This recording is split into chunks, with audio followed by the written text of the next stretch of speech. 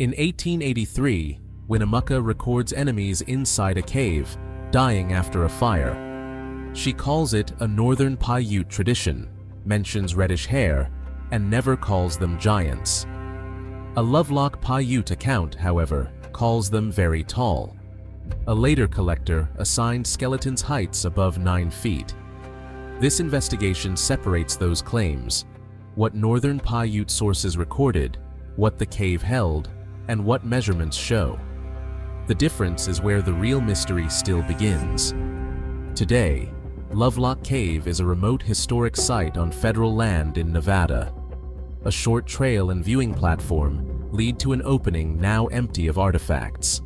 Yet one of the strongest records is not underground. Open Sarah Winnemucca. Hopkins's 1883 book, Life Among the Paiutes, to pages 73 through 75. She introduces the passage not as excavation or eyewitness memory, but among the traditions of our people. Then the nouns begin to move. A hostile group along the Humboldt River, people accused of killing and eating others, years of conflict, survivors escaping by water toward a cave. The Lovelock Paiute Tribe, a living Northern Paiute community, publishes a related account today. Before we compare the two, stay with Winnemucca's printed sequence.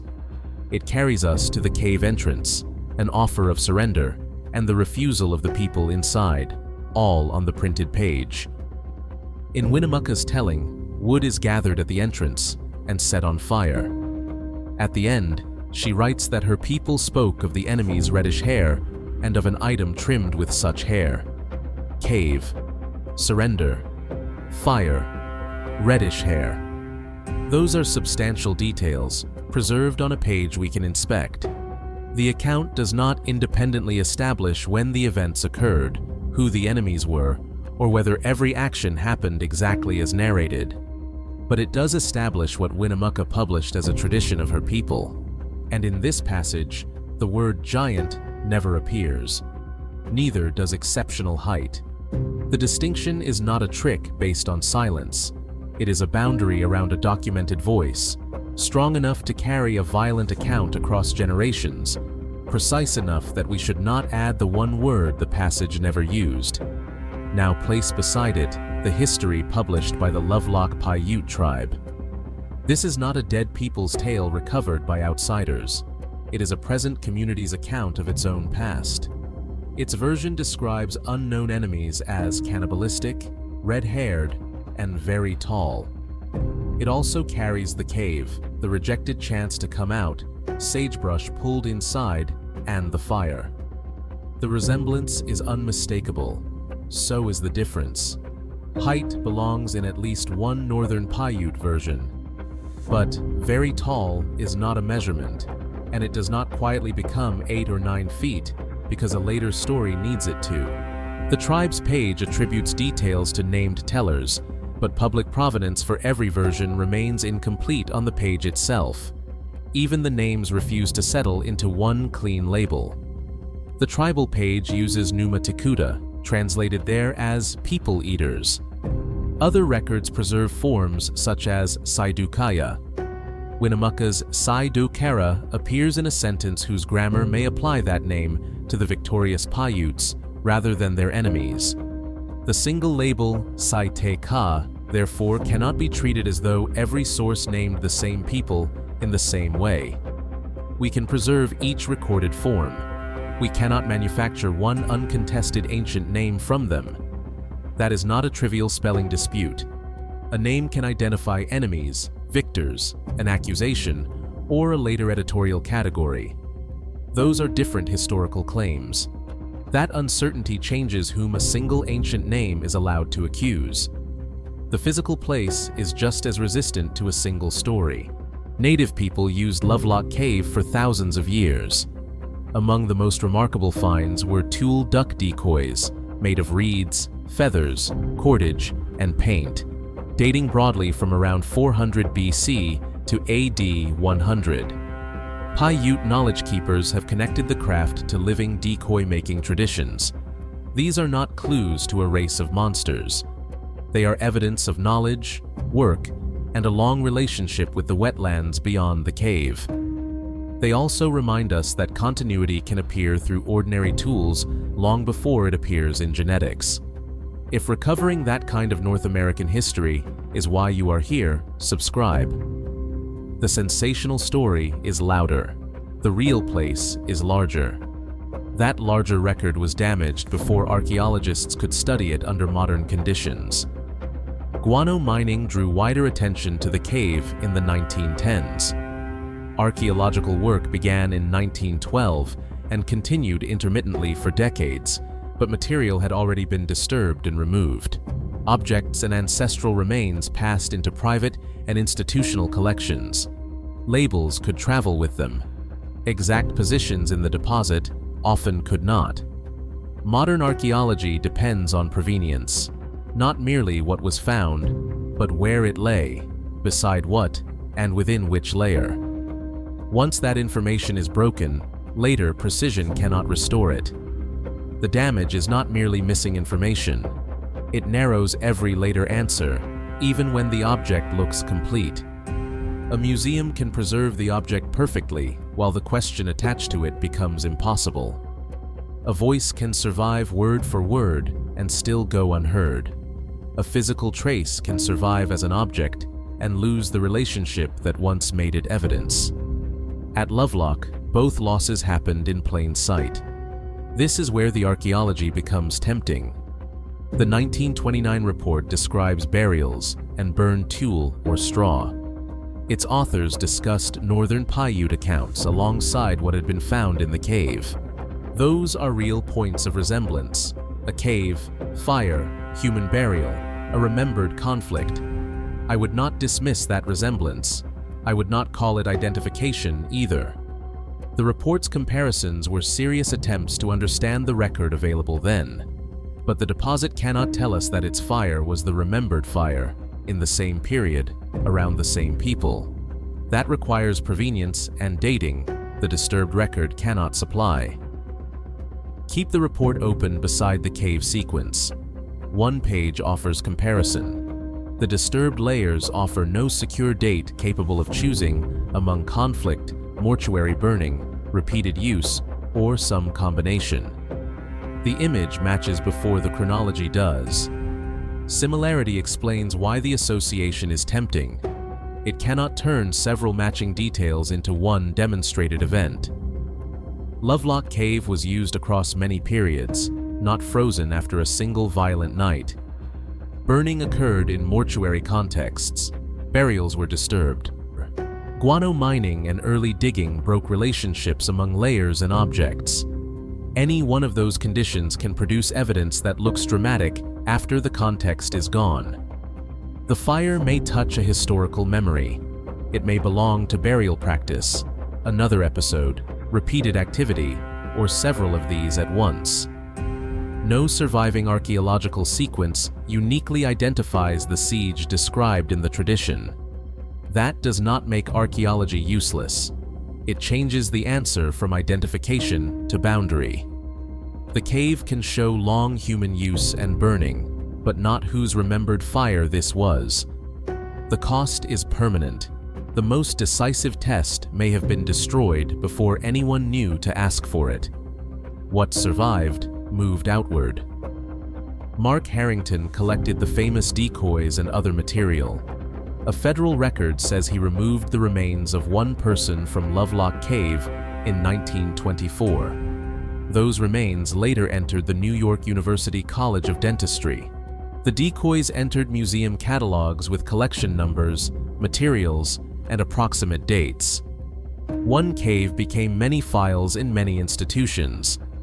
Follow the paper trail, and the emotional language becomes unavoidable.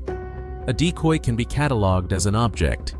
A human ancestor cannot be reduced to inventory without raising the question of who had authority to remove, study, hold, and return that person. Cataloging can preserve an object while making its original relationship harder to recover. Preservation saved things from disappearing. It also separated them from the place, and, in the case of ancestral remains, from the communities for whom custody is not an abstract matter. The present cave contains no artifacts. The Bureau of Land Management says some material has been repatriated, but that does not mean every item has returned or every custody history is complete. In 2010, a Federal Register notice authorized disposition of the person held by NYU after a stated date if no additional claimant came forward. The legal language says the disposition may proceed. It does not tell us that it did proceed. That notice ends at authorization, not confirmed transfer. The notice defines a process boundary, but cannot supply its missing final event. Saying less is frustrating. Saying more would invent a return. The grammatical boundary matters. An empty cave is not evidence that a museum is hiding giants. It is evidence that the archive has been distributed, partly returned, and only partly traceable in the sources gathered here. Then there are the numbers, the part of the giant story that can actually be tested. Collector John Reed assigned extraordinary statures to individuals associated with his Central Nevada material. His calculations produced figures of 7 feet, 7 inches, and 9 feet, 6 inches. Reed's first estimate treated the living person as 7.5 times the length of the foot. The second used a ratio between a femur fragment and total height. Both methods turned uncertain proportions into remarkable precision. Once printed, 9 feet 6 inches sounds like observation, not inference. A number invites trust before the listener has heard exactly how it was produced. That is why method matters more here than drama, and why the later comparison earns its place. Those numbers change the character of the claim. Very tall can belong to memory, comparison, or description. 9 feet 6 is a measurement claim. It can be checked against the bones available, the proportions used, and the methods of trained osteology. By this point, the ingredients of the familiar giant story are visible. Reddish hair in Winnemucca, very tall on the tribal page, burials and burning in the archaeology, and Reed's spectacular numbers. The familiar version appears to combine these different kinds of evidence, but appearance is the limit. The available sources do not give us a dated chain showing who joined the pieces, when exact heights entered the story, or how the composite took shape. Unusual height may have belonged to some Northern Paiute tellings before collectors ever supplied a ruler. That chain prevents certainty about transmission, but it does not prevent us from testing the one part stated numerically. The next test, therefore, has to stay narrow. Reed offered numbers. Do his numbers hold? The 1984 reassessment by Sheila Brooks, Carolyn Stark, and Richard Brooks allows us to follow the test without inventing a laboratory scene. Start with Reed's estimated proportions. Move to the adults from his collection that could actually be assessed. Compare the relevant skeletal measurements with professional stature methods and with other Native American remains from the region. The useful question here is whether Reed's available collection justified Reed's stated heights. Keeping that question narrow is what makes the result useful. The visual is simple. Claimed height on one side, accessible adult range on the other. Method standing between them like a scale. This is less theatrical than opening a hidden crate. It is also far more damaging to the physical claim, because the conclusion does not depend on suspicion, missing paperwork, or someone's opinion about legends. It depends on whether the numbers hold. They did not. The available adults were estimated at roughly 5 feet 5 inches to 5 feet 11 inches. The reassessment found no giants and no meaningful stature difference from the regional comparative material. Reed's 7'7" and 9'6" figures fail as physical proof. The conclusion applies to the adults available from his collection. It does not establish that no unusually tall person ever lived in the Great Basin. The clean result is still decisive. A foot length and a partial femur had been made to produce extraordinary precision. Professional comparison returned an ordinary range. Nothing theatrical is needed. The published range sits where the giant figures were supposed to stand, and the ruler, not disbelief, preference, or ridicule, supplies the correction plainly enough. The question posed by Reed's calculations has one answer. This collection does not support the spectacular measurements. Reddish hair also looked like a physical shortcut to identity. It was not. The 1984 authors noted that red ochre and changes after death can alter the apparent color of archaeological hair. That does not prove every reddish sample changed in the same way. It means color alone cannot identify a separate population, much less a Caucasian race. Color can still be part of a recorded description. What it cannot do is leap from description to ancestry without sample-specific evidence.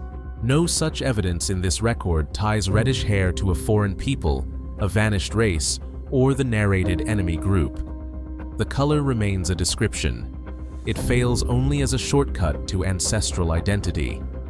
Hair, like height, was made to carry more than the evidence could support.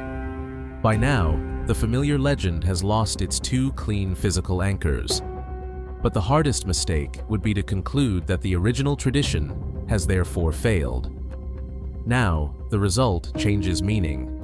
Reed's measurement has failed, but Northern Paiute tradition has not been measured. Winnemucca's account never offered an osteological claim. The tribal page's "very tall" was never 9 feet 6. The cave's burials and burned material were never one securely dated siege. What looked like a contest between tribal memory and science was asking one verdict to cover several different questions. It cannot. The reassessment removes the claimed skeleton proof. It does not erase the cave and fire accounts, certify every detail in them, or decide whether an unusually tall enemy was remembered in some versions. The records have to remain separate to remain honest. A voice can be quoted exactly and still be made to carry a conclusion it never stated. A 2025 study complicates the replacement story further. Drawing on genomic, archaeological, and tribal evidence from the Western Great Basin, its authors argue for long regional continuity and mixing rather than complete replacement by a separate incoming population. They discuss individuals associated with Spirit Cave and Lovelock within that broader pattern. They also point back to a detail in Winnemucca. Some members of the enemy group, she wrote, had been taken into Paiute families. The authors see that detail as consistent with survivance and mixture. That is an interpretation, not a genetic identification of the people in her story. Even the modern model preserves uncertainty at the scale that matters most to this episode. The study cannot date the conflict, prove the fire, establish cannibalism, or tell us who entered the cave. What it changes is the frame. A vanished foreign race standing apart from native history fits the current regional evidence poorly. Continuity does not mean isolation. Mixing does not mean peace. Local conflict remains possible, but the broad human picture is connection and incorporation, not a lost people appearing from nowhere and leaving only sensational bones behind. The remaining mystery is narrower and more difficult. Northern Paiute sources document the cave and fire tradition. Archaeology documents a deeply used, heavily disturbed place. Professional review removes Reed's giant measurements from the evidence. But the event's date, the opponent's identity, and the relationship between any remembered conflict and a particular deposit remain open. The cave cannot recover provenience already lost. The published sources cannot supply recording contexts they do not contain. The 2025 regional model cannot identify one enemy group. These are limits, not signs of concealment. Lovelock Cave remains a living community's historical place, an archaeological archive dispersed across institutions, and a story whose most famous physical proof did not survive examination. Return to the two sources. On the 1883 page, underline reddish hair. Leave the space around it untouched. No giant, no height. On the living tribal page, underline, very tall. Leave that phrase untouched too. No ruler, no 9-foot skeleton. The accounts are related. They are not identical. One does not need to defeat the other, and the archaeological report does not get to finish either sentence. Nothing has vanished from this final image. The exact words are still there, including the limits that kept each account honest. No monster steps out of the cave. No single version takes its place. The present cave stays empty, the 2 records stay open, and neither is asked to speak beyond its words. 2 pages remain open, saying exactly what they said,